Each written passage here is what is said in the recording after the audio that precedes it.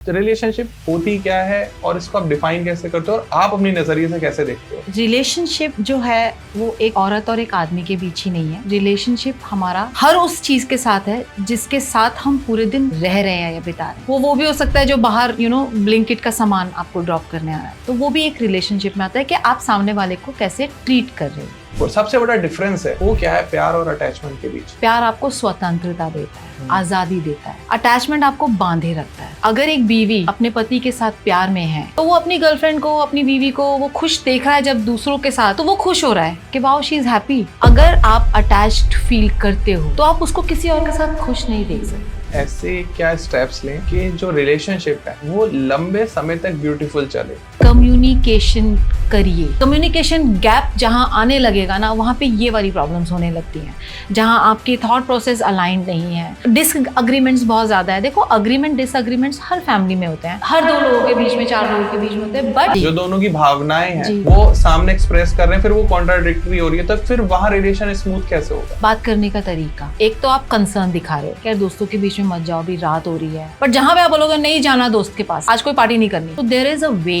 How you are communicating, how you are expressing your concern. When it is about concern, सामने वाला समझता है। When it is about domination, नहीं समझता। Primary problem at the moment is extra marital affair. तो जब एक आदमी एक्स्ट्रा मैरिटल में जा रहा है, वो बाहर शादी के जा रहा है, वो आदमी अपने आप से पूछे why do I need to go out. आदमी फिजिकल होने के लिए नहीं जा रहा है, आदमी को चाहिए इमोशनल बॉन्ड जो उसको बीवी से नहीं मिल रहा। अगर एक आदमी इमोशनली अपनी बीवी के साथ कनेक्टेड नहीं फील कर रहा, उसको वो सेफ जोन नहीं मिल रहा, जैसे हम औरतों को एक सेफ्टी चाहिए ना, एक सेफ जोन, ऐसे ही आदमियों को भी चाहिए, तो वो सेफ जोन नहीं मिल रहा उसको औरत से, तो वो बाहर जाएगा। क्योंकि हमारे समाज में एक लड़का और एक लड़की बिना शादी के साथ में रह रहे हैं, वो एक बहुत बड़ी बात है।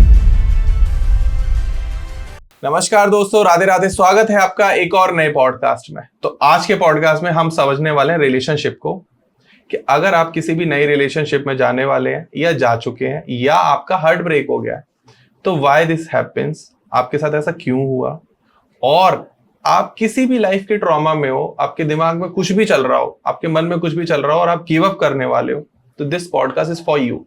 कि लाइफ में देखो, life is all about the experience, it's good और bad, it's all up to you.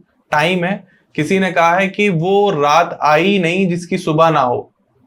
तो आज ये पॉडकास्ट इसी के बारे में है कि अगर आपकी लाइफ में कोई भी नेगेटिव फेज चल रहा है या आप बहुत ही डम फील कर रहे हो कि नहीं यार अब तो सब बर्बाद हो गया, तो आप ये पॉडकास्ट पूरा देखना, क्योंकि यहाँ लाइफ की बात होगी, लाइफ कोचिंग की बात होगी, आपके रिलेशनशिप की बात होगी, थोड़ी करियर को भी लेके डिस्कस करेंगे, और आपके दिमाग में जितने बैड हार्मोन्स चल रहे हैं, जितनी नेगेटिविटी चल रही है, उसको निकालने की कोशिश करेंगे। क्योंकि आज हमारी गेस्ट हैं शालिनी सिंह। वो एक लाइफ कोच हैं, टैरो कार्ड रीडर हैं, और साथ में बहुत अच्छी अच्छी प्यारी प्यारी बातें करते हैं। So thanks to you ma'am. Thank you Dhruv, thank you so much for having me. मैं बिल्कुल ठीक हूँ, आप कैसे हो? एकदम बढ़िया मैम। तो आज हम बात करने वाले हैं हमारे ऑडियंस के लिए कि उनके दिमाग में बहुत सारे थॉट्स आते हैं। हम शायद दिन भर में ना करके 2 लाख थॉट्स आते हैं हमारे दिमाग में, पूरे दिन अलग अलग थॉट। अभी मैं आपको लंदन बोलूंगा तो आपको ब्रिज दिखने लगेगा, आपको एक बड़ा झूला दिखने लगेगा। अभी मैं सूरज बोलूंगा तो आपको एक हॉट प्लैनेट दिखने लगेगा। तो हमारा दिमाग, किसी बड़े फिलोसोफर ने कहा था कि इस दुनिया का सबसे जो फास्टेस्ट मूविंग थिंग है वो हमारा दिमाग है, और पावरफुल भी ऑब्वियस है, सब कुछ दिमाग से कंट्रोल हो रहा है। तो ये रिलेशनशिप समझाओ आप मुझे कि रिलेशनशिप होती क्या है और इसको आप डिफाइन कैसे करते हो और आप अपनी नजरिए से कैसे देखते हो?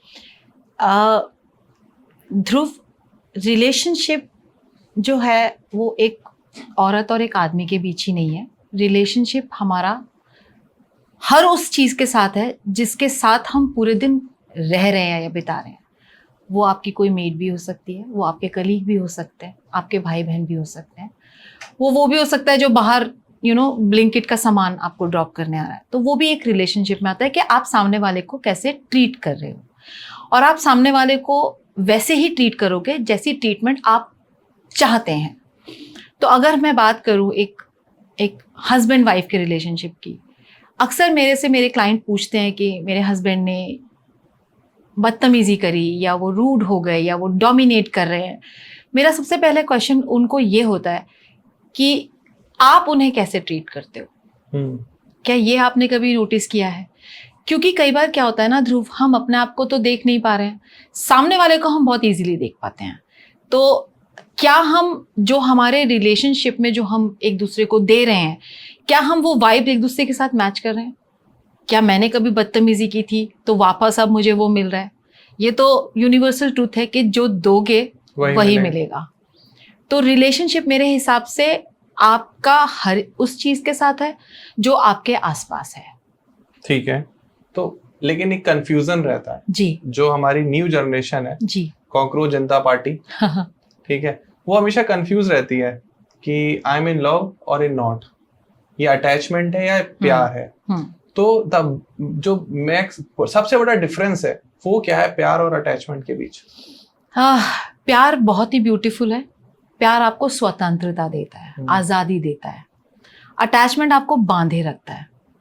एग्जाम्पल दे सकती हूँ मैं आपको कि अगर एक बीवी अपने पति के साथ प्यार में है या एक बॉयफ्रेंड अपनी गर्लफ्रेंड के साथ प्यार में है, तो वो अपनी गर्लफ्रेंड को, अपनी बीवी को वो खुश देख रहा है जब दूसरों के साथ, तो वो खुश हो रहा है कि wow she is happy, she is enjoying her life. Whereas अगर आप अटैच्ड फील करते हो तो आप उसको किसी और के साथ खुश नहीं देख सकते। वो मेरे बिना खुश कैसे है, वो मेरे बिना ट्रिप पे चला कैसे गया, उसने मेरे बिना मूवी कैसे देख ली।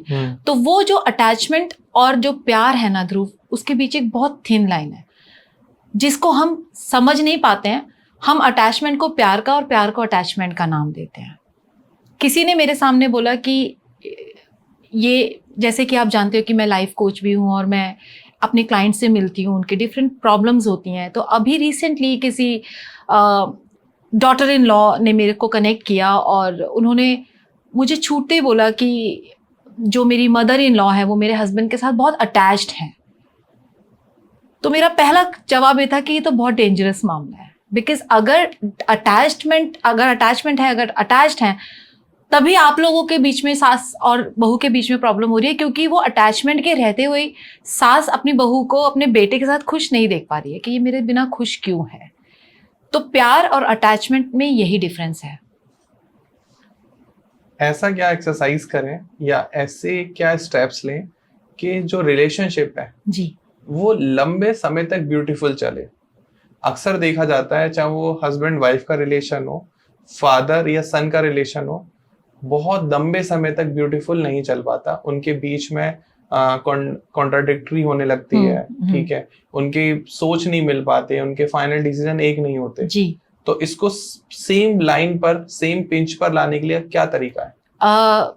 ध्रुव, ये बहुत अच्छा क्वेश्चन है और ये मैं सबको बोलती हूँ। मैं जब भी, अभी मैं प्रैक्टिस कर रही हूँ, तो जब मैं अपने क्लाइंट से मिलती हूँ, मेरा सबसे पहला उनको जवाब ये होता है, कम्युनिकेशन करिए।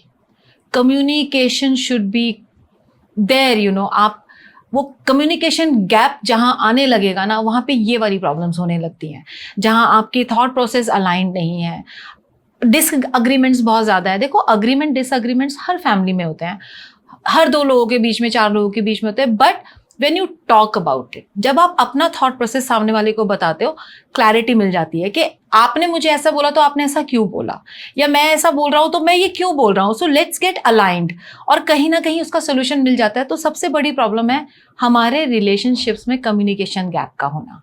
ठीक है, चाहे वो बाप बेटे के बीच में हो, हस्बैंड वाइफ के बीच में हो, बच्चों के भी, सिबलिंग्स के बीच में हो, it's always communication. Please communicate कीजिए और फिर आप देखिए आपका रिलेशनशिप बहुत बेहतरीन होता चला जाएगा।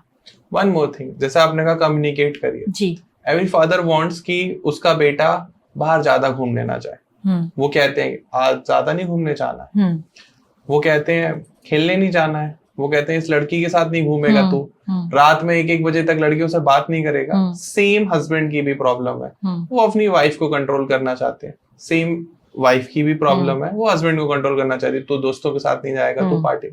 आप कह रहे हो कम्युनिकेट करो, अब वो कम्युनिकेट कर रहे हैं, लेकिन दोनों की जो सोर्स है, जो दोनों की भावनाएं हैं, वो सामने एक्सप्रेस कर रहे हैं, फिर वो कॉन्ट्राडिक्टरी हो रही है, तो फिर वहां रिलेशन स्मूथ कैसे होगा? बात करने का तरीका, आपने कैसे कहा। एक होता है आप बोल रहे हो कि दोस्तों के बीच में मत जाओ, आप उसको 2 तरीके से बोल रहे हो। एक तो आप कंसर्न दिखा रहे हो कि यार दोस्तों के बीच में मत जाओ, अभी रात हो रही है, अब आप ड्रिंक करके आओगे, ड्राइव करोगे, so you are showing concern to your family member और योर पार्टनर। बट जहां पे आप बोलोगे नहीं जाना दोस्त के पास, आज कोई पार्टी नहीं करनी, so there is a way how you are communicating, how you are expressing your concern. So when it is about concern, सामने वाला समझता है, when it is about domination, नहीं समझता। तो जब आप डोमिनेट करने लगते हो, जैसे एक फादर अगर अपने बेटे को बोल रहा है कि मैं नहीं चाहता तू इस लड़की से मिले, आप उसको इस तरीके से बोलते हो कि बेटा मुझे ऐसा लगता है कि हमारी फैमिली या उनकी फैमिली बराबर की नहीं है, या जो भी कुछ इश्यूज है, या हमारे बच्चे का थॉट प्रोसेस और उस बच्चे का थॉट प्रोसेस नहीं मैच करता है, और हम एज ए पेरेंट हम देख सकते हैं, हम फोर्स ही करते हैं कि may be down the line after an year और 2 दे विल गेट अपार्ट। तो वो माँ बाप देख सकते हैं, तो आप उसको कम्युनिकेट कीजिए ना कि बेटा आप इस चीज़ को ध्यान रखिए कि आगे आपको ऐसी प्रॉब्लम ना हो, so be little more cautious. It's about being cautious. आप उसको डोमिनेट मत कीजिए। मेरा बेटा है 13 साल का, मैं अपने बेटे को एक चीज़ हमेशा बोलती हूँ ध्रुव, कि अभी तो आपकी लाइफ शुरू हुई है, आगे आपको बहुत सारे प्रपोजल्स मिलेंगी, लड़कियां मिलेंगी, आप लड़कियों की तरफ अट्रैक्ट होंगे, but you have to be very cautious that आप किसके साथ उठना बैठना कर रहे हो। ठीक है, अब ये जो मैंने बात बोली, मैंने बहुत अच्छे से बोली, कंसर्न दिखाते हुए बोली, उसको समझ में आई। अगर मैं ये बोलती कि तू 13 साल का हो गया है और किसी से मिलने की जरूरत नहीं है वरना मैं तुझे घर से निकाल दूंगी, ध्रुव वो बाहर जाके जरूर करेगा वो चीजें। आज जब मैंने उसको आउट ऑफ कंसर्न दिखाया कि बेटा you are priority to me, you are important to me, your heart is important to me, तो वो उस चीज को समझेगा। So it is the way how you are expressing your feeling towards anybody. अब यहाँ 2 चीजें हैं। पहले फर्स्ट थिंग इज कि गलती तो सबसे होती है जी। तो सेकंड थिंग इज बंदर क्या जाने अदरक का स्वाद। अब उस हरियाणवी लड़के को समझाओ जो अपने बाप से कह रहा है, अरे बापू तने प्यार कभी हुआ हो तो तू जाने, मारे को हुआ है तो मैं जा रहा हूँ, बात कर रहा हूँ, तो बीच में मत पड़। ठीक है, तो अब उनकी तो कम्युनिकेशन स्किल आपको पता ही है कितनी प्यारी होती है। ठीक है, वहां तो बाप से भी कहते हैं कि के लेगा तू खाने में, तो अब उनको आप कैसे काउंसिल करोगे जिसके बाप को कभी प्यार ही नहीं हुआ और लड़का प्यार में है, इसको और गलती भी करने वाला है, क्योंकि गलतियां सब करते हैं। करेक्ट। इसको मैं लव लैंग्वेज में लेती हूँ। हर लव की एक लैंग्वेज होती है। अगर वो बापू तने तू करके भी बात कर रहा है, उसमें भी कहीं ना कहीं शायद वो प्यार है, कि शायद वो अपने पिता से उस लैंग्वेज में शिकायत कर रहा है कि तुम्हें प्यार के बारे में क्या पता है, क्या तुमने कभी आज तक मुझसे पूछा। इसका ये भी एक पहलू हो सकता है कि पिता अपने बेटे के साथ कह रहा है कि ठीक है, ओके फाइन, ठीक है, तुझे वो लड़की पसंद है, क्यों पसंद है, हम बैठ के बात भी तो कर सकते हैं। जैसे मैं आपको अपना एग्जाम्पल देती हूँ। When I was in my teens, I started liking somebody in my school. I had gone to my mom, मैंने उनको बोला, मैंने कहा mom there is a boy in my class, I really like him. मेरी mom ने क्या बोला होगा मुझे, आप एक्सपेक्ट भी नहीं कर सकते। उन्होंने मुझे क्या बोला, बेटा आपको उसमें क्या चीज अच्छी लगती है। ये तो कोई अनपढ़ भी पूछ सकता है, ये तो कोई गांव का भी पूछ सकता है कि ठीक है तेरे को ये लड़की पसंद है ना गांव की, चल मुझे बता इसमें क्या अच्छी बात है, आप जानो तो सही उसको वो क्यों पसंद आ रहा है। तो जब मेरी मॉम ने मुझसे पूछा, मैंने कहा बिकॉज वो मैथ्स में बहुत इंटेलिजेंट है मेरी मैथ्स बहुत वीक है। So that was one thing which I really loved about this kind of parenting. मुझे इस आदमी से प्यार है, या मुझे इस लड़के से प्यार है, या मुझे इस लड़की से प्यार है, ठीक है बेटा प्यार तो बहुत खूबसूरत चीज होती है, आपको उससे क्यों प्यार हो रहा है। और मैं आपको एक बात बताऊं ध्रुव, जब ये कोई गांव वाला भी ये करने लगेगा ना, आप देखना वहां पे भी ये कलेश खत्म होने लग जाएंगे। But we do not communicate, we do not ask question. आप मुझे एक बात बताइए, अरेंज मैरिजेस में पेरेंट्स अपने बच्चों के लिए एक पार्टनर चुन लेते हैं, बेटा हमने तेरे लिए पसंद कर लिया, बच्चे कभी नहीं पूछते आपको इसमें क्या चीज अच्छी लगी, या आपको ऐसा क्यों लगा कि मैं इसके साथ जिंदगी अच्छे से बिता सकता हूँ। हम नहीं पूछते, मतलब क्वेश्चन पूछो हाँ बेसिकली। एग्जैक्टली, आप पूछिए ना, आप क्यों नहीं पूछ रहे हैं। मुझे प्यार हो गया किसी से, पेरेंट बोल रहे नहीं मिलेगी तू उससे, मैं दोबारा मिलूंगी, मैं बार बार मिलूंगी, लेकिन जब वो मुझे बिठा के पूछेंगे ना कि बेटा क्या अच्छा लगा आपको उसमें, क्यों आपको उससे प्यार है, फिर देखिए आप। क्वेश्चन ही खत्म कर दिया आपने। आपने कम से कम ज्यादा तो नहीं 30 करोड़ लोगों का क्वेश्चन खत्म कर दिया। जब यही सवाल पूछा जाएगा कि क्या पसंद है तुझे उसमें, अब वो लड़के क्या जवाब देंगे जिनको ये टैबू है कि मेरी कोई गर्लफ्रेंड ही नहीं है और मेरे दोस्त मुझे टीज करता है, भाई तीन तो कोई बंदी नहीं बनी, तू क्या जाने। दूसरा, हम लोग तो ऑलरेडी मैच्योर है जी, बट ये जो 15-16 है, are you virgin, have you test anything, have you romance anyone with anyone. तो यहाँ एक कंपटीशन है, ठीक है, जिससे हम लोग अवेयर नहीं है। अब मैं ये नहीं कह रहा कि आप उनको काउंसिल करो, मैं उनके पेरेंट्स के लिए आपसे क्वेश्चन पूछना चाह रहा हूँ, इस सिचुएशन में बच्चों को किस तरीके से हैंडल करा जाए जहां कंपटीशन है कि किसके ज्यादा फेयर हो जाए और कौन ज्यादा लड़के फंसा ले और कौन ज्यादा लड़कियां फंसा ले।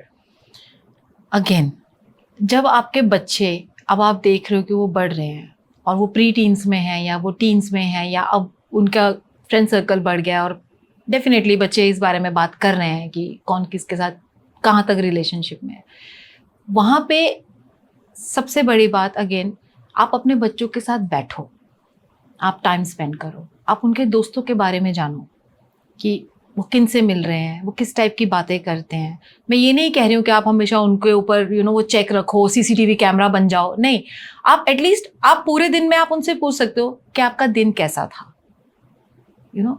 आप सामने वाले से बस इतना पूछो आपका दिन कैसा था, आज आपने क्या क्या किया, और ध्रुव वो अपने आप वो फ्लो में बोलते चले जाएंगे कि मॉम मैं आज XYZ फ्रेंड से मिला, आपको पता है उसकी गर्लफ्रेंड बनी और ऐसा हुआ वैसा हुआ, या जो भी कुछ है, and you out of your experience आप उसको सजेस्ट कर सकते हो और कहीं ना कहीं आप अपने बच्चे के दिमाग में वो एजुकेशन डाल रहे हो कि क्या चीज़ गलत है और क्या चीज़ सही है। ठीक है, अब आप मॉनिटर नहीं कर सकते हो किसी को, बट आप कहीं ना कहीं छोटी मोटी एजुकेशन अपने बच्चे को रोजमर्रा की रूटीन में दे सकते हो। हाउ? अगर पेरेंट्स आपस में प्यार और हार्मनी तरीके से रहते हैं, बच्चा वो सीख रहा है कि मुझे इस टाइप का पार्टनर अपनी लाइफ में चाहिए।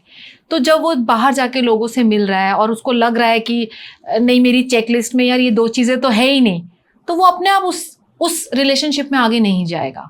सो फर्स्टली सबसे पहले ये डेमोन्स्ट्रेशन हमें हमारे घर से शुरू करनी है। I can give you one example, बहुत देसी एग्जाम्पल दूंगी मैं आपको यहाँ पे। एक फादर है जो अपनी वाइफ को रोज मार रहा है दारू पी के, जो घर के बच्चे हैं वो ये रोज देख रहे हैं, उनके हिसाब से ये नॉर्मल रूटीन है। जब बेटा बड़ा होगा, उसकी शादी होगी, he will also do the same thing with his wife. Similarly अगर घर में बेटी है और उसकी शादी होती है और उसका पति उसको बाद में मार रहा है, तो उसको लगेगा ये नॉर्मल है, मेरी मॉम के साथ भी होता था। So what you are demonstrating at home, that's where you are building the ground, base आप वहीं से बना रहे हो। तो आप घर से शुरू कीजिए, आप घर में डेमोन्स्ट्रेट करना शुरू कीजिए। मैंने एक सेमिनार अटेंड किया था, तब मेरा बच्चा 3 साल का था, और वो सेमिनार था बच्चों के सामने हाउ टू पोर्ट्रे और demonstrate a love language. Mom dad कैसे कर सकते हैं। आप हमेशा देखना, जो हस्बैंड वाइफ अपने बच्चों के सामने बहुत प्यार से रहते हैं, रिस्पेक्टफुल तरीके से बात करते हैं, उनके बच्चे रिलेशनशिप्स को बहुत अच्छे से समझते हैं। और जो माँ बाप ये करने में फेल हो जाते हैं, मैं कंप्लेन नहीं कर रही हूँ, बट हम सब डिफरेंट है, वहाँ के बच्चों में और एक हार्मनी वाले फैमिली में जो बच्चा बड़ा हुआ है उसमें बहुत डिफरेंस होता है। तो जब ये लव डेमोन्स्ट्रेशन की बात हो रही थी, तो that was my question to this counsellor that time, how much is too much. So उन्होंने मुझे पूछा कि तुम्हारा क्वेश्चन क्या है। मैंने कहा can I go and hug my husband in front of my kid, he is just 3 years old, can I kiss him not on cheek but on lip? She said yes. Why? Because love is an expression. हम वो expression दिखाना ही भूल गए ना ध्रुव। हम गुस्सा दिखाते हैं, हम नफरत दिखाते हैं, हम प्यार नहीं दिखाते। अगर आपके सामने आज कोई लड़का या कोई लड़की या आपका कोई बच्चा या फैमिली का कोई बच्चा ये बोले कि मुझे इस इंसान से प्यार है, आप पता है क्या बोलोगे? नहीं, ये नहीं करना। बट अगर आपके सामने कोई आके ये बोलेगा ना कि आई हेट दैट पर्सन, मुझे वो बिल्कुल नहीं पसंद, हाँ वो तो है ही ऐसा, देयर इज अ डिफरेंस। प्यार को बढ़ावा नहीं दे रहे हो आप। जब वो बोल रहा है कि मुझे उससे प्यार है तो पूछो ना बेटा क्यों प्यार है, क्या पता कोई अच्छाई मैं नहीं देख पा रही हूँ उसमें। सो क्या हम इस तरीके से कम्युनिकेट कर रहे हैं? हम बात कर रहे हैं आज 2026 में, तो अब एरा बहुत चेंज हो चुका है। टॉक ओपनली करिए ना इस बारे में बात, क्यों नहीं करते हैं? चलो let's deep down in the topic, है ना। I thought love is about the culture, कि आपकी अपब्रिंगिंग क्या है, इन विच सोसाइटी यू आर। एक प्यार है फ्रांस का, जहां एवरेज जो रिलेशनशिप है वो 3 to 4 years चलता है, ठीक है। और बहुत ओपनली लोग किस करते हैं, सड़क पर खड़े होकर करते हैं। प्राइवेसी इतनी ज्यादा कि कोई किसी की फोटो खींच के इंटरनेट पे नहीं डाल सकता, जहाँ इंडिया में आप करोगे तो आप वायरल हो जाओगे अगली रात। एक कल्चर है अफ्रीका में, जहाँ 5 भाइयों की एक ही बीवी होती है, जस्ट बिकॉज उनके अपना वैसा कल्चर है कि 5 भाई हैं, ठीक है, एक से शादी हो गई और वो सब उसी के साथ प्यार कर रहे हैं। एक ऐसा भी रशिया में कंट्री है, कल्चर है, जहाँ 5 औरतें एक आदमी से प्यार करती हैं, ठीक है। अब आप मुझे इन तीनों में मेजर डिफरेंस समझाओ कि तीनों का लव अलग अलग कैसे है, और जब प्यार की ही बात हो रही है तो विच वन इज बेटर? प्यार तो अपने आप में बहुत खूबसूरत फीलिंग है, जैसा कि मैं कह रही हूँ आपको ध्रुव, ये एक एक्सप्रेशन है जो हम बहुत कम दिखाते हैं। जहाँ तक बात रही ये डिफरेंट कल्चर्स की, जो अभी आपने मुझे बोला, ये तो पीछे से चला आ रहा है, ठीक है। अब उनके कल्चर में, रशियन कल्चर में ये है कि 5 औरतें एक आदमी को प्यार कर रही हैं, या अफ्रीकन में 5 आदमी एक औरत को प्यार कर रहे हैं, वो उनका कल्चर है। कहीं ना कहीं उनको इवॉल्व होना पड़ेगा कि एक के लिए एक ही है, बट उनकी शुरुआत कहाँ से हो रही है? कोई नहीं कर रहा उनके यहाँ पे शुरुआत। कहीं ना कहीं शायद अभी वो बहुत इस चीज में पीछे रह गए हैं। लेकिन अगर हम इंडिया को देखें, जैसे आपने फ्रांस का बोला कि वहां पे बहुत ओपनली लोग एक दूसरे को किस कर रहे हैं, लेकिन कोई उनकी फोटो नहीं खींच रहा, वायरल नहीं कर रहा। Why? Because that is their culture, वहां चारों तरफ यही दिख रहा है। लेकिन हमारे इंडिया में ये चीजें कम है, बट धीरे धीरे बढ़ रही हैं। आज की डेट में आप ये देखो कि अगर कोई बच्चा अपने पेरेंट्स से प्यार के बारे में, फिजिकल इंटीमेसी के बारे में बात करना चाहता है, तो क्या हम उस बारे में कंफर्टेबली बात कर सकते हैं? सबसे पहली चीज। बट किसी किसी फैमिली में अब ये इवोल्यूशन शुरू हो गया है, लोग इस बारे में बात करना शुरू कर चुके हैं, और करना भी चाहिए। बट जो आपने बोला, ये इसको मैं प्यार नहीं बोलूंगी, ये कल्चर है, ये होता आ रहा है। जैसे हमारे कल्चर में, हिंदुस्तान में, करवा चौथ का व्रत सब रख रहे हैं। वो क्यों रख रहे हैं, उसके पीछे की क्या कहानी है, वो कहाँ से शुरू हुआ, उसको कोई नहीं जानना चाहता। आज की औरतें करवा चौथ का व्रत रख रही हैं क्योंकि पति से उसे कुछ गिफ्ट मिलेगा। किसी ने तो कहा था शाहरुख खान की मूवी से शुरू हुआ है। आई नो वो देखना है ना, बट एग्जैक्टली माई पॉइंट। सो जब आप इन सब चीजों में गहराई से जाओगे ना, तो ये हमारे लिए नॉर्मल है। मेरी मम्मी रख रही थी करवा चौथ का व्रत, तो मैं रखूंगी।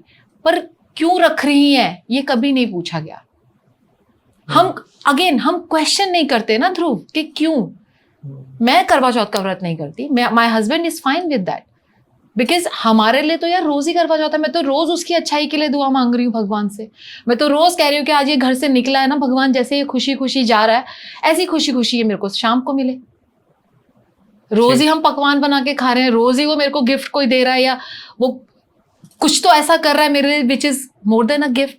तो हम वो एक साल में हम वो एक दिन वेट कर रहे हैं, क्योंकि वो हमारे कल्चर के साथ जुड़ी हुई है। लोगों की जो मेजर प्रॉब्लम है, मैं बताता हूँ क्या है जी। The most primary problem at the moment is extra marital affair, and उसको लोगों ने एक और नया नाम दे दिया है, लाइफ लाइन। ठीक है कि जहां बाउंड नहीं हो जी, आपकी कोई जिम्मेदारी नहीं है। हाँ। आप कभी भी मिल सकते हो, कभी भी आप बंद कर सकते हो। ऐप भी आ गई है इसके लिए, ठीक है। And on a very serious note, मैं ये कह सकता हूँ, if I was not wrong, 95% लोग आज के टाइम में एक्स्ट्रा मैरिटल अफेयर में फंसे हुए हैं, कहीं ना कहीं, किसी ना किसी तरीके से, किसी ना किसी हद तक, कि आपने अपनी एक दायरा बना रखा है कि मैं बात करता हूँ, कोई बात भी करता है, मिलने भी चाहता है, कोई बात करता है, मिलने भी जाता है, सो भी जाता है, ठीक है, वो सारी स्टेज अलग अलग है, लेकिन पीपल आर इन्वॉल्विंग इट। 5% कोई साधु संत है वृंदावन में जो शायद बचे हुए हैं। तो इस प्रॉब्लम का सबसे आसान सॉल्यूशन दे दो आज आप मुझे, बहुत कम शब्दों में, कि आप ये करो, ये प्रॉब्लम का सॉल्यूशन मिल जाएगा। ठीक है, बात कर रहे हैं हम एक्स्ट्रा मैरिटल अफेयर की, तो ऑब्वियसली 2 लोग इन्वॉल्व है, मैरिज इन्वॉल्व है। तो शादी जब एक आदमी कर रहा है और एक औरत कर रही है, तो दोनों की एक्सपेक्टेशन बहुत डिफरेंट है, सबसे पहली चीज। तो जब एक आदमी एक्स्ट्रा मैरिटल में जा रहा है, वो बाहर शादी के जा रहा है, तो वो क्यों जा रहा है? पहली चीज वो आदमी अपने आप से पूछे, why do I need to go out, मुझे बाहर क्यों जाना है? और अगर औरत जा रही है तो वो क्यों जाना चाहती है? जितना मैंने इस चीज को जाना है ध्रुव, एक्स्ट्रा मैरिटल अफेयर में अब ये उल्टा है, आदमी फिजिकल होने के लिए नहीं जा रहा है, पहली चीज, ठीक है। आदमी को चाहिए इमोशनल बॉन्ड, जो उसको बीवी से नहीं मिल रहा। अगर एक आदमी इमोशनली अपनी बीवी के साथ कनेक्टेड नहीं फील कर रहा, उसको वो सेफ जोन नहीं मिल रहा, जैसे हम औरतों को एक सेफ्टी चाहिए ना, एक सेफ जोन, ऐसे ही आदमियों को भी चाहिए। तो वो सेफ जोन नहीं मिल रहा उसको औरत से, तो वो बाहर जाएगा। आपको एग्जाम्पल देती हूँ, अगर एक आदमी पूरे दिन काम में बिजी है, वो घर आता है, घर आते उसकी बीवी बोलती है आज राशन खत्म हो गया, बेटे के मैथ्स में इतने नंबर आए हैं, बेटे की कल पीटीएम है, घर में मुझे अभी इतना खर्चा है तो 10,000 रुपये मेरे बैंक में डाल देना। What are we talking? Have you asked your husband how was your day, कैसा था आपका दिन, खाना खाया था, किस किस से मिले, आज मीटिंग्स कैसी रही? हम नहीं पूछ रहे हैं, हम अपनी ही भड़ास निकालने में लगे हैं, क्योंकि हम पूरे दिन में बस यही सोच रहे हैं। तो ये जो इमोशनल डिस्कनेक्ट हो रहा है, एक आदमी वो सोच रहा है यार मैं घर जाता हूं तो बीवी कम से कम 2 प्यार की बात बोले, he is also expecting the same. तो वहां पे उसका इमोशनल कनेक्शन खत्म है। अब उसकी कोई कलीग उसको फोन करेगी और बोलेगी यार तुम आज ऑफिस नहीं आए, वो बोलेगा बुखार है, अच्छा तुम दवाई लेके सो जाओ, मैं शाम को फोन करती हूँ। He will definitely connect with that girl. क्या बात है। एंड वहां से शुरू होएगा आपका ये वाला रिलेशनशिप। बट वहां पे वो आदमी फिजिकल होने नहीं जा रहा, वो वहां पे इमोशनल कनेक्शन के लिए जा रहा है। Physical intimacy that comes later on, but एक औरत जब बाहर जा रही है वो फिजिकल इंटीमेसी के लिए जा रही है, क्योंकि अब cut to now this man is coming from work, आज वो थक गया है, अब उसको वो स्ट्रेस्ड है, आज उसको अपनी बीवी के साथ इंटीमेट होना, लेकिन बीवी इज नॉट इनटू इट, उसको नहीं होना, वो थकी हुई है या वो नहीं है इस जोन में, बट उसको चाहिए। तो बीवी क्या कर रही है, वो बिना किसी अपने मन के, अपनी खुशी के, अपनी आत्मा के आबुद से वो इंटीमेट हो रही है, लेकिन वो हैप्पीनेस नहीं मिल रही। लेकिन जब वो बाहर जा रही है तो उसको वो कनेक्शन भी मिल रहा है, उसको वो डोपामिन भी मिल रहा है, जो अभी हम बात कर रहे थे कि yes he is asking if I want this. अगर वो बाहर किसी के साथ कनेक्ट है तो उसका जो भी एक्स्ट्रा मैरिटल जो पार्टनर है उसका, वो उससे पूछेगा can we go ahead, can we do this, तो वो परमिशन लेगा। तो वो परमिशन जो वो ले रहा है ना, वो लड़की उसके ऊपर अट्रैक्ट हो रही है, उसको अच्छा लग रहा है कि उसकी परमिशन पूछी जा रही है। One more thing, someone says to me that कि आदमी मेल जो है जी पहले फिजिकल होता है फिर इमोशनली कनेक्ट होता है, वुमेन पहले इमोशनली कनेक्ट होती है फिर फिजिकली कनेक्ट होती है। But according to your theory yes ये तो उल्टा हो रहा है। हाँ, क्योंकि ये शादी के बाद का सिचुएशन है ना, शादी के पहले की नहीं है। अगर आप मैरिड नहीं हो, आप उस इंसान से बाहर मिल रहे हो, कॉफी पे मिल रहे हो, डेट्स पे जा रहे हो, डिफरेंट डेट्स पे जा रहे हो, तो अब एक आदमी के दिमाग में भी आ रहा है कि now she is my girlfriend, I want to get intimate, ठीक है। बट एक लड़की के दिमाग में ये आ रहा है कि पहले मैं तेरे साथ इमोशनली कनेक्ट हो जाऊं, then I will get intimate. But शादी के बाद सिचुएशन डिफरेंट है। चलो, so it was a good conversation regarding relationship. I think हमने वो डिस्कस कर लिया जो आप सोच रहे थे कि हाँ ये सब प्रॉब्लम्स हो सकती हैं। एंड आई थॉट जो निकल कर आ रहा है वो ये है कि first of all be happy. किसी भी रिलेशनशिप में आप रहो, सबसे पहले आपका जो मूल उद्देश्य होना चाहिए जीवन का वो है खुश रहना। खुश रहो आप, है ना? हाँ, क्योंकि आप खुश रहोगे तो आप सामने वाले को खुश रखोगे। एग्जैक्टली जब आपके अंदर से खुशी नहीं है तो सामने वाले को क्या ही दोगे आप? और आप सामने वाले को वो ट्रीटमेंट दो जो आप एक्सपेक्ट करते हो कि आपके साथ भी ऐसा ट्रीटमेंट हो। Perfect answer, ji. बट बाकी अगर कोई प्रॉब्लम आ रही है then contact life coach Shalini ma'am, ठीक है? I am not the right person जो आपको गाइड कर पाएगा, बट इन सारी प्रॉब्लम का एक सॉल्यूशन ये है कि आपको जरूरी है काउंसलिंग कराना अगर आपकी लाइफ में कोई भी प्रॉब्लम चल रही है, बिकॉज इस सब टॉपिक्स के बारे में लोग खुलकर बात नहीं करते, गाइड नहीं करते। वुमेन्स अगर कांटेक्ट करती हैं, अपनी माँ से जनरली बात करती हैं, सिस्टर से बात करती हैं, तो दे वुड से कि होता है रिलेशनशिप में ऐसा होता है, आपको मैनेज करना पड़ेगा। बट कब तक मैनेज करना पड़ेगा? आदमी 40-50 साल तक कोई चीजें मैनेज नहीं करता ना। तो you have to contact, because counsellor हैं आज के टाइम में जो आपको गाइड करेंगे कि अगर आपकी रिलेशनशिप में ये इश्यूज चल रहे हैं तो इसका सोल्यूशन क्या है। कहीं ऐसा तो नहीं कि आप किसी टॉक्सिक रिलेशनशिप में हो। वो साइकोलॉजी में ना बहुत सारी टर्म है, गैस लाइटिंग एंड ऑल, वो हम कभी और डिस्कस करेंगे मैम, ठीक है? तो अभी आपका क्या जॉब है, अगर आपको रिलेशनशिप में इशू चल रहा है, यू आर अ टीनेजर, तो अभी आप कनेक्ट करें कि मैं 2-3 लोगों से पसंद करता हूँ, करती हूँ, या आप एक्स्ट्रा मैरिटल अफेयर में है, या आप डाइवोर्स की स्टेज पर हैं, आपका डाइवोर्स भी हो गया, अब आपका प्यार से विश्वास ही उठ गया कि प्यार नाम की भी चिड़िया होती तो है, मल्टीपल टाइम भी प्यार होता है, आई थिंक होता होगा, मेरा डाइवोर्स तो नहीं हुआ अभी तो पता नहीं है। तो आप प्लीज कनेक्ट करना, और स्क्रीन पर आपको नंबर आ रहा होगा। अब हम अपने सेकंड टॉपिक की तरफ चलते हैं, that is heal your body. Yes. किसी ने कहा है कि आपका शरीर आपका मंदिर है। जी बिल्कुल, है ना जी। तो मूर्ति पूजा से पहले एक अगरबत्ती इधर जला लो। बिल्कुल बिल्कुल बिल्कुल, वो बहुत जरूरी है। और आपको अपने सोल से प्यार करना पड़ेगा, आपको अपने बॉडी पार्ट्स से प्यार करना पड़ेगा, आप उन्हें हील कीजिए। अगर आपको, जैसे अभी पॉडकास्ट शुरू होने से पहले हम डिस्कस कर रहे थे ध्रुव कि I was also going through some pain in my body, but then I started sending healing to that part कि I love you, I will take care of you, you also take care of yourself, and I think within 10 days I'm fine. So ये जो healing process है ये आपको आपको अपने आप से शुरू करना पड़ेगा। और जैसा कि आपने यू राइटली सेड कि हमारा शरीर हमारा मंदिर है और हमें उसकी पूजा करनी चाहिए। हमें बिल्कुल ध्यान रखना चाहिए अपने बॉडी पार्ट्स का। पहला क्वेश्चन जी कि क्या हमारा शरीर जो हमारे इमोशंस हैं जी उनको समझ पाता है, महसूस करता है? हाँ बिल्कुल, हमारे इमोशंस को समझता है, और कहीं ना कहीं अगर हम ट्रॉमा में हैं तो वो स्टोर भी करता है। आप हमेशा देखना, कोई ना कोई बॉडी पार्ट हमारा वीकेस्ट होता है। किसी का लेफ्ट साइड वीक होता है, किसी का राइट साइड वीक होता है, और कहीं ना कहीं वो पेन शुरू हो जाती है। वो पेन इसलिए हो रही है क्योंकि वो ट्रॉमा वहीं जा जाके स्टक हो रहा है। आप वहीं पे उसको फंसाए चले जा रहे हो और आप उसको हीलिंग नहीं दे रहे हो। दूसरा, आप अपने ही बारे में गलत बातें बोल रहे हो कि मैं तो ऐसा दिखता हूँ, या मैं तो ऐसी हूँ, या मेरे तो यहाँ दर्द है। आप 600 बार आप उस दर्द के बारे में बात कर रहे हो, वो दर्द बढ़ रहा है, वो इंक्रीज हो रहा है। तो सबसे पहले अगर आपको कहीं पे भी पेन है, आई वुड सजेस्ट यू, अगर आपको कहीं पे भी पेन है, प्लीज़ आप सबसे पहले एक शांत जगह पे बैठिए, ज़मीन पर बैठिए। आप उस बॉडी पार्ट के साथ आंख बंद करके कनेक्ट कीजिए कि आई नो आप पेन में हो, मैं आपका ख्याल रखूंगी, आप अपना ख्याल रखो, मैं आपका ख्याल रखूंगी, आप मेरा ख्याल रखो। और आप उसको कम से कम आप उसको 11 दिन आप वो हीलिंग सेंड करो, आप उसको ब्लेसिंग सेंड करो।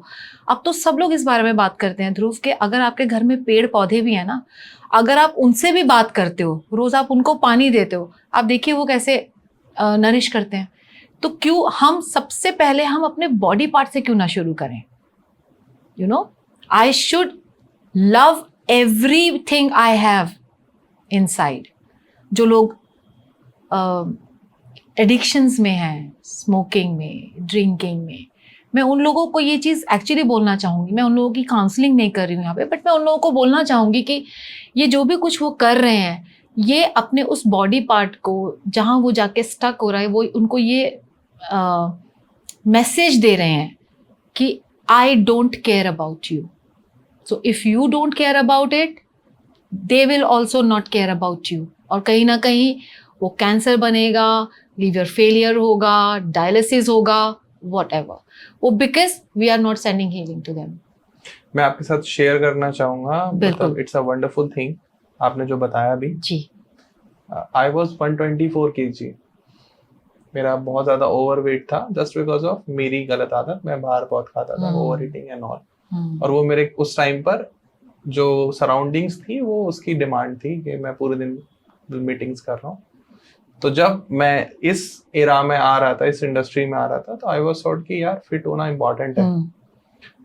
तो मैंने कोई हार्ड फास्टिंग, डाइटिंग या जिम ऐसा कुछ नहीं करा। मैं रोज अपनी बॉडी को मैसेज भेजता था कि हम कम हो रहे हैं, हम लूज कर रहे हैं, हम लूज कर रहे हैं, हम कम कर रहे हैं। यू कांट बिलीव, मेरा जितना करंट वेट होता था उससे 8-9 किलो कम वेट में लोगों को बताना शुरू करता था। जब मैं 124 था मैंने लोगों से कहा मैं 114 किलो का हूँ। मेरा 10 किलो कम हो गया, within a few month 10 kilo कम हो गया। जैसे ही मैं वहां पहुंचा मैंने अपने दिमाग को मैसेज दिया कि अभी मैं और कम हो गया हूँ, अभी मैं 102-103 पर आ गया हूँ, 102-103 पर आ गया मैं ऐसे। फिर मैंने अपने दिमाग को मैसेज दिया कि अभी तो मैं 93-94 हूँ, 100 से नीचे हूँ, डबल डिजिट में आ गया हूँ। सीरियसली दोस्तों, with in a few years, 2-3 साल में ही, बिना किसी इंजेक्शन, डाइट एंड ऑल, कुछ नहीं, सिंपल दाल रोटी चावल खा के मैं 30 किलो वजन कम किया, just because of the way you are telling कि आप अपनी बॉडी को मैसेज भेजो। करेक्ट। मैं हर समय वो मैसेज भेजा करता था कि हम कम हो रहे हैं। इस बिजी स्केड्यूल में जहाँ टाइम नहीं है, जहाँ हमारा पूरे दिन सिटिंग का ही काम है, और ये बहुत इजी है, बहुत इजी है, ये इजी है वेट लूज करना। मैं एक लड़की का आपको मैं इंसिडेंट बताती हूँ। शी वाज लिटिल प्लम, और सडनली मैं देख रही हूँ कि वो पतली हो रही है, शेड कर रही है। तो मैंने उसको पूछा कि मतलब तुझे जिम जाने का टाइम कब मिल रहा है? She was somebody from my friend circle. She said मैं कुछ नहीं कर रही हूँ, मैं कहीं नहीं जा रही हूँ, लेकिन रात को जब मैं सोने जाती हूँ, सोने से पहले मैं 15 मिनट अपने दिमाग में ना मैं साइकिलिंग कर रही हूँ, मैं कुछ ऐसा कर रही हूँ जो एक्सरसाइज, जो you know, and this is one way of sending the message to your body कि हम ये कर रहे हैं। तो जैसा कि आपने पूछा कि हमारी बॉडी क्या हमारी एनर्जीज को, हमारे इमोशंस को समझती है, बिल्कुल समझती है, बिल्कुल। तो ये मेरा एक रियल टाइम एग्जांपल है। Very good. बट क्वेश्चन यहाँ ये है जी कि जो इंसान 4th स्टेज के कैंसर पर है जी, और वो अब परेशान है, अब वो क्या कर सकता है? क्या वहां से हील करा जा सकता है? I really don't know about it, because मैं साइंस से नहीं हूँ, मुझे नहीं पता कि डॉक्टर्स उस स्टेज पे कैसे ट्रीटमेंट दे रहे हैं, क्या है। बट वी हैव सीन जो उस स्टेज पे पहुंच के भी वापस आए हैं और सरवाइव किया है उन्होंने। शायद कहीं ना कहीं उनकी वो विल पावर थी, आई वुड से वो विल पावर होती कि मुझे जीना है, मुझे आगे चलना है। My own grand mother, my maternal grand mother, she was having some kind of cancer only in her stomach, but still she lived for so long. वो एक विल पावर होती है। वहां पे अगर आप मुझसे पूछेंगे कि 4th स्टेज पे अगर कोई है तो वो कैसे हीलिंग, वो विल पावर से बोल सकता है हम ठीक है, हम कर लेंगे, हम पार हो जाएंगे, you know, those kind of things. So पहले तो आपने अपनी बॉडी को शुरू से, मैं तो कहती हूँ आज जो हमारे बच्चे 10-11 साल के ना, हमें उनको आज से ही समझाना शुरू करना चाहिए, love yourself, love your body, love your soul. And I think एक टाइम पे आने के बाद शायद इस दुनिया से कैंसर हमेशा के लिए ख़त्म ही हो जाएगा, बिकॉज कहीं ना कहीं हम वो बचपन से वो कल्चर हम अपने बच्चों को देना शुरू कर देंगे कि send healing to your body parts. हाँ, बिकॉज आई मैंने ये सवाल इसलिए पूछा आपसे, समवन टेल मी कि कैंसर इज नॉट अ क्या कहते हैं, क्यूरेबल। नहीं, क्यूरेबल तो है ऑलरेडी, आप तो बहुत सारी कंट्रीज में इसका अच्छा खासा आ गए हैं solution. It's a emotion disease. Yes it is, yes it is.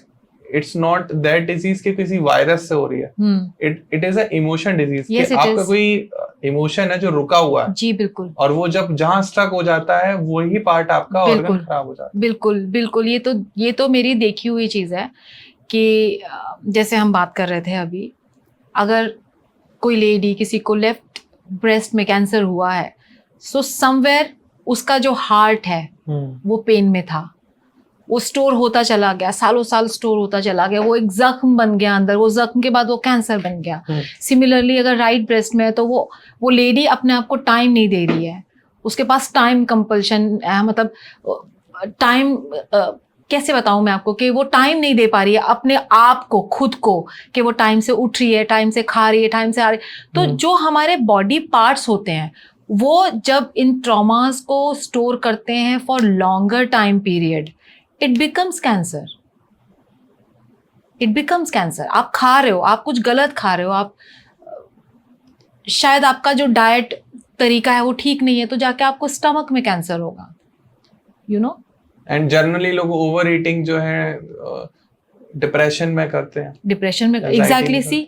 तो आपकी वो जो बीमारियां हैं वो जो आपके अंदर स्टोर होती चली जा रही हैं और आप उनको क्योर नहीं कर रहे हो, आप अपने आप से बात नहीं कर रहे हो, आप अपने आप को हीलिंग नहीं भेज रहे हो, तो आप फिर तो आप कुछ कर ही नहीं पा रहे हो ना। आप रेकी के आपने कभी देखा है जो जो रेकी करते हैं वो लोग क्या करते हो, आपकी बॉडी में से ऐसे यू नो वो एक साइन भेज रहे हैं, ऐसे कुछ आई वुड से हील कर रहे हैं, हील कर रहे हैं, वो वाइब्रेशंस भेज रहे हैं आपको। हाँ, वो आपका ऑरा क्लीन कर रहे हैं, वो वाइब्रेशंस भेज रहे हैं आपको। Similarly you can do that, you can do it every day. Exactly. आप सोने से पहले आप कुछ मत करो, आप अपने ऊपर से आप ऐसे करके you know you can just, जैसे झाड़ते हैं आप कर सकते हो ऐसे, वॉट एवर बैड थिंग्स। बहुत सिंपल सी चीजें, ये बहुत सिंपल रेमेडी है। अपने बच्चों को, अपने बूढ़ों को, घर वालों को, सबको सिखाओ कि प्लीज आप ये करें। बहुत, मैं बताती हूँ, हमारे बचपन से हमने सुनते आए हैं कि कोई बीमार है तो आप नजर उतार दो। कैसे नजर उतार रहे थे, क्या करते हैं नजर उतारते हैं, हम देखा। हाँ एग्जैक्टली, मिर्ची से करेंगे तो वो आप ऐसे ही करते हैं, आप नमक से करते हैं, तो exactly the same way do it yourself and it works. It works wonder for you. और अगले दिन आप देखना बहुत लाइटर फील करोगे, आपको बहुत अच्छा लगेगा, क्योंकि you are sending healing to, और आपसे बेटर हीलर हो नहीं सकता आपके लिए। सो लेकिन अभी आप लोग ऐसा मत करने लगे ना कि अगर किसी को बुखार भी आ रहा है तो आप कांटेक्ट कर लो कि मैम ये बुखार आ रहा है तो ये किस इमोशन की वजह से। हाँ ठीक है, ट्रॉमा में हो अगर आप, if you are feeling that I am in depression और in anxiety and in trauma and या कोई हार्ट ब्रेक हुआ है या कोई चीज जो आपको काफी टाइम से परेशान कर रही है, तो आप कंसल्ट कर सकते हो कि ये आपके किस ऑर्गन को, किस बॉडी पार्ट को अफेक्ट करेगा, जिसे आप पहले से रिजॉल्व करो। It's not all about that कि आप, अब जैसे बहुत सारे लोग क्या करते हैं डिप्रेशन में, ओवर ड्रिंकिंग करने लगते हैं, चेन स्मोकर हो जाते हैं, ड्रग्स लेने लगते हैं, तो ये भी एक इमोशन है। Correct. If you are at good level, अगर आप प्योरिटी पर हो, आप बैलेंस्ड हो, तो ना आपको ड्रिंक की जरूरत है ना आपको स्मोक की जरूरत है। हाँ आप शौक के तौर पर कर सकते हो, बट नॉट फॉर डिप्रेशन और एंजाइटी। तो प्लीज सभी से रिक्वेस्ट है, इस टाइप की कंसल्टेशन मत, आप पूछ लेना कि बुखार आ रहा है, जुकाम हो रहा है, ये किस इमोशन से हो रहा है। इट्स अ बेसिक थिंग्स, ठीक है, और ये बहुत इंपॉर्टेंट है आपकी बॉडी के लिए। बट आपने किसी सुना कि बाल झड़ जाते हैं, टेंशन ज्यादा होती है, दैट इज ट्रू। यस। अब वो क्यों होते हैं, वो क्या साइंस है, वो शालिनी मैम बताएंगे आपको। I am not the right guy to tell you, but ये एक बहुत वास्ट टॉपिक है, that's why I am ending here कि सिली क्वेश्चंस मत करना। एंड अगर आप कमेंट सेक्शन में पूछना चाहते हो, if you have any problem then please ask, she will answer all your question. तो अब हम नेक्स्ट टॉपिक की तरफ मूव करते हैं। It is very important topic. Nowadays court भी कंसर्न कर रहा है इसके बारे में, सरकारें बात कर रही हैं, गवर्नमेंट बात कर रही है, लोग बात कर रहे हैं, कुछ लोग इसको बहुत अच्छा मानते हैं, कुछ लोग बहुत खराब भी मानते हैं। लिव इन रिलेशनशिप, क्या भाई रिलेशनशिप में आए और एक साथ रहने लग गए, क्यों बुरा है ये एक साथ रहना? क्यों बुरा है? बुरा इसलिए है क्योंकि आप अच्छा बताने वाले हो, मुझे पता है। पर मैं बुरे से शुरू करूंगी कि क्यों बुरा है, ये लोग इसको बुरा क्यों कहते हैं। क्योंकि हमारे समाज में एक लड़का और एक लड़की बिना शादी के साथ में रह रहे हैं, वो एक बहुत बड़ी बात है। It's culture problem. It's culture problem, it's not nature problem. No, not at all. हमने अपनी फैमिली में कभी नहीं देखा कि कोई एक लड़का एक लड़की साथ में बिना शादी के रह रहे हैं, तो हम आगे भी नहीं होने देंगे, ठीक है। बट अब हमें इवॉल्व होने की जरूरत है। वाई? हम अपने आसपास ये देख रहे हैं। अभी रिसेंट के अगर आप ये न्यूज़ देखें, हमारी दीपाली नागर और जो ट्विशा शर्मा है, वो बिकॉज यही है, क्योंकि अरेंज मैरिज में आपका कोर्टशिप कितना, 6 महीने का, मैक्सिमम साल का। आप 1 घंटे के लिए, 2 घंटे के लिए किसी इंसान के साथ बाहर मिल रहे हो, आपको नहीं पता कि वो एग्जैक्टली वो इंसान कैसे बिहेव करता है जब आप उसके साथ एक छत के नीचे रहते हैं, ठीक है। तो जब हम एक ऐसे रिलेशनशिप में पड़ते हैं जहां हम उस सामने वाले को नहीं जानते, हमें नहीं पता कि वो एक पर्टिकुलर सिचुएशन में कैसे बिहेव करेगा या कैसे वो रिएक्ट करेगा, वहां से हमारा डिफरेंट काइंड ऑफ ट्रॉमा शुरू होता है। एग्जैक्ट। हमारे टाइम पे शादी वॉज वेरी इंपॉर्टेंट, हमने भी करी, माँ बाप के कहने पे करी, लोगों ने अपने जान पहचान में करी, लेकिन शादी करी। और शादी से पहले हमने लिव इन के बारे में नहीं सोचा। बट अब एरा चेंज हो रहा है। आजकल के बच्चों को आप ये नहीं बोल सकते हो कि बेटा ये हमने तुम्हारे लिए पसंद किया और आप इसके साथ रहो। तो व्हाई नॉट, अगर आपके बच्चे ने किसी को अपने लिए पसंद किया है, शायद किसी सोच से पसंद किया होगा, जैसे हमने सबसे पहले सेगमेंट में बात की थी कि somebody is in love with somebody, तो हम उससे पूछें कि आपको उसमें क्या अच्छा लगा। ठीक है, तो लिव इन रिलेशनशिप बुरा इसलिए है क्योंकि समाज उस चीज को अभी अनुमति नहीं देता। ठीक है, इसलिए वो बुरा है। बट कल्चर में बुरा है, नेचर में बुरा नहीं है। थोड़ा हम डिफरेंस समझाते हैं लोगों को नेचर एंड कल्चर के बारे में। कल्चर इज लाइक कि सती प्रथा होती थी जी, ठीक है, वो कल्चर वाइज थी, नेचर की डिमांड नहीं थी। नहीं, अब नेचर की डिमांड क्या है? फॉर एग्जाम्पल हम इंडिया में डेड बॉडी को जला देते हैं जी, बट इन यूरोपियन कंट्रीज हम उसे एक ताबूत में पैक करके दफना देते हैं। बिल्कुल। रीजन दोनों के बीच में क्या है कि यूरोप में बहुत सर्दी होती है, बर्फ पड़ती है, वहां जनवरी में, दिसंबर में, फेब में वो लकड़ी मिल ही नहीं सकती कि आप उनको जला दो। करेक्ट। तो उन्होंने क्या करा, लकड़ी में बंद करके दफनाना शुरू करा। करेक्ट। ताकि वो बरिड हो जाए। बिल्कुल। ठीक है, अगर थोड़ा आप डेजर्ट में आओगे, मिडिल ईस्ट में आओगे, तो वो डायरेक्ट दफना देते हैं, वो लकड़ी नहीं डालते क्योंकि वो डेजर्ट है, वो उसको एब्जॉर्ब नहीं करता। ऐसे इंडिया की डिमांडिंग हम जला देते हैं। करेक्ट। तो ये it's a nature requirement, correct, it's not a culture. Correct. But उसको कल्चर मान लिया गया है ना। तो जैसे हम पहले औरतों को जला दिया करते थे कि वो किसी और आदमी के साथ जाके इन्वॉल्व ना हो। करेक्ट। बट अभी नहीं जलाते। हाँ। तो नेचर क्या मांगती है? नेचर मांगती है कि आप खुश रहो, इवॉल्व होना शुरू करो, आप इवॉल्व करो, आप प्रकृति को आगे बढ़ाओ। बिल्कुल। तो live in relationship it's a culture problem, not a nature problem. तो अगर आगे वाले टाइम में, मुझे ऐसा लगता है कि हमारा समाज इवॉल्व हो रहा है। अब काफी सारे बच्चे हैं जो लिव इन में रह रहे हैं और उनके पेरेंट्स को पता है। मेरे खुद के सर्कल में बहुत सारे कपल्स को मैं जानती हूँ जो लिव इन में रहते हैं, they are leading their life happily. तो लिव इन रिलेशनशिप समाज के लिए बुरा है, बट आगे आने वाला जो हमारा जनरेशन है उसके लिए अच्छा है इन अ वे। ठीक है, जब हम लिव इन रिलेशनशिप में रहना शुरू करते हैं तो क्या चैलेंजेस सबसे पहले सामने आते हैं? चैलेंजेस लिव इन रिलेशनशिप में सबसे पहले जो आते हैं वो ये कि क्या एक लड़का घर के काम करता है, ऐसे एक लड़की की सोच है, और लड़के की सोच है क्या ये लड़की को खाना बनाना आता है कि नहीं आता।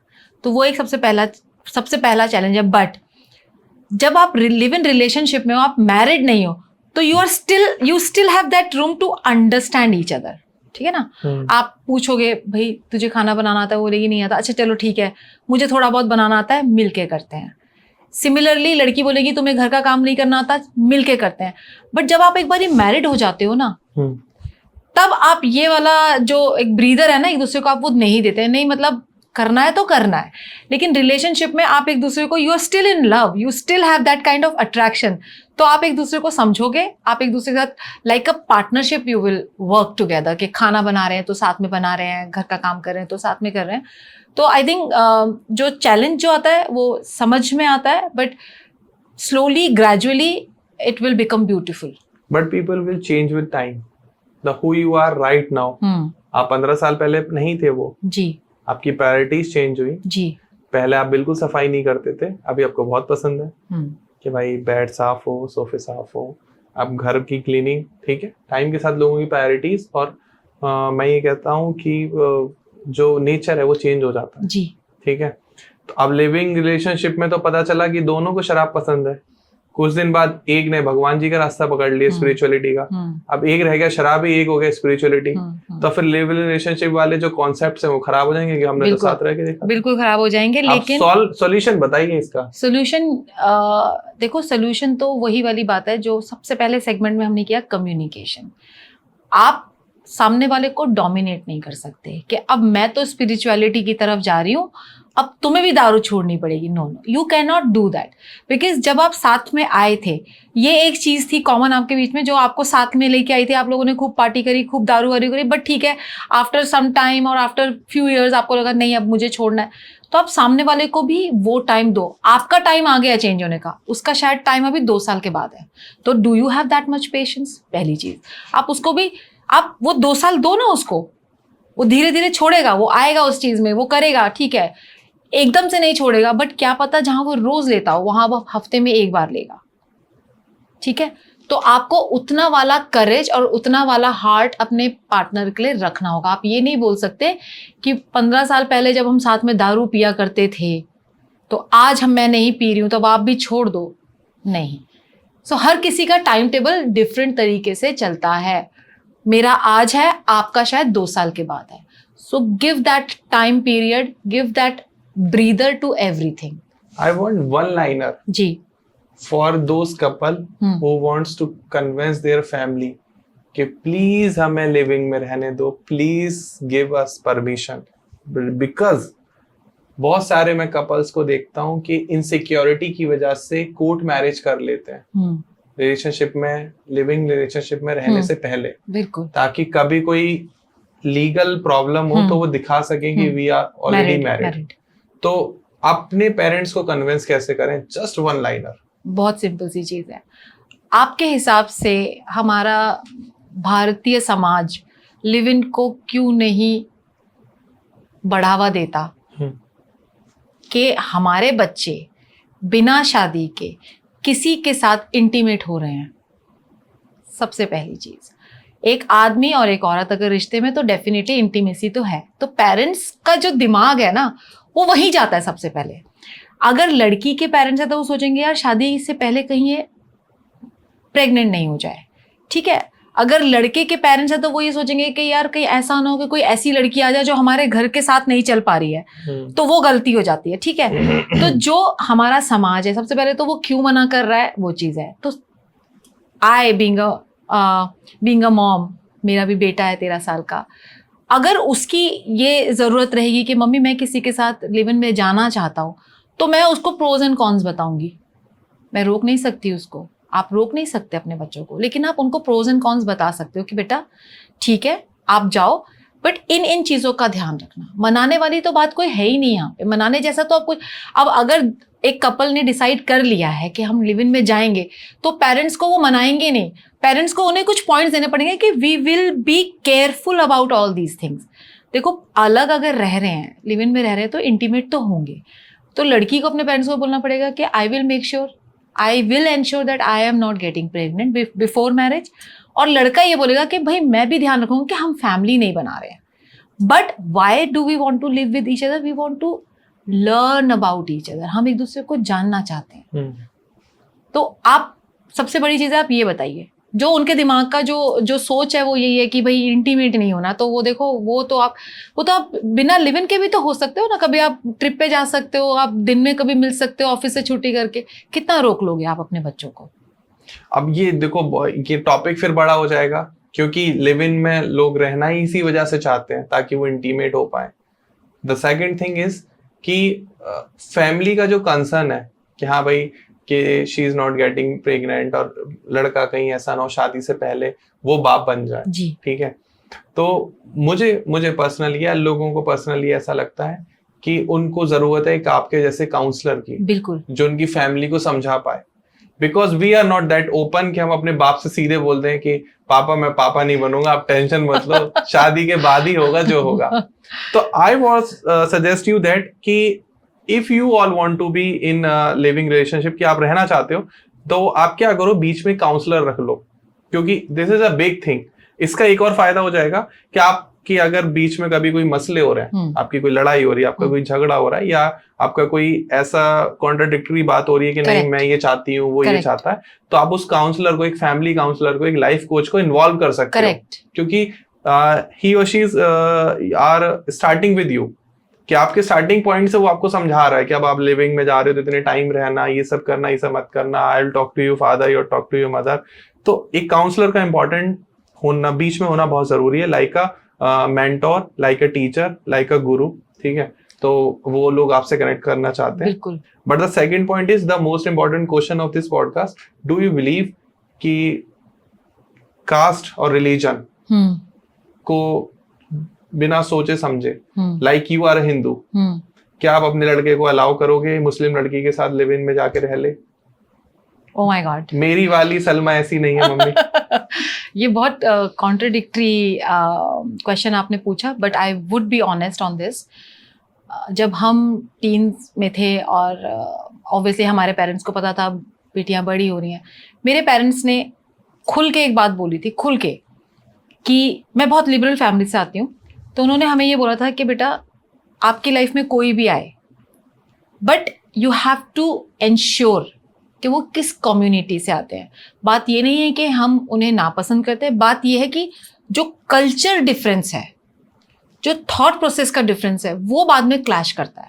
तो जहाँ तक मेरी बात, आपने मेरे से क्वेश्चन पूछा कि क्या मैं अपने बेटे को अलाउ करूंगी, तो मैं अपने बेटे को अलाउ करूंगी only if he is 100% sure that she is the one.